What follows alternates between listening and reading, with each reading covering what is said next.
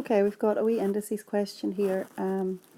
First thing I want to point out is it says evaluate. So make sure when you read the question and you see evaluate, that means we have to work out the value of, which is different than writing something with a single index number or a single index power.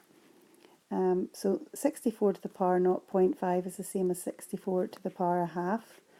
And you should have learned that that is the same as the square root of 64. We know that the power on the bottom is our little square, and the power on the top is just the power 1 here.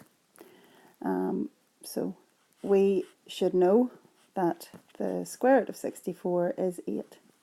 Technically plus or minus 8, but because this only has one mark, I would be guessing 8 would have been fine to get your mark. The second question is 27 to the power 2/3. So again, as I said, the 3 in the bottom line will refer to the cube root, and the 2 on the top line will refer to the little power 2 here. And what you should realise in this question is that the best way to complete this now is to work out the cube root of 27 first and then square it. Doing it the other way creates a really big number, which is hard to work with.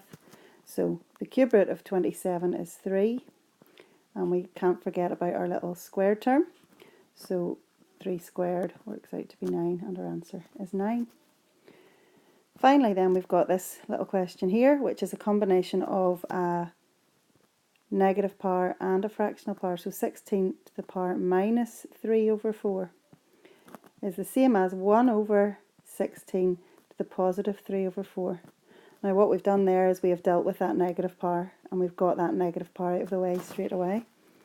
Now we just complete the question the way we did part B.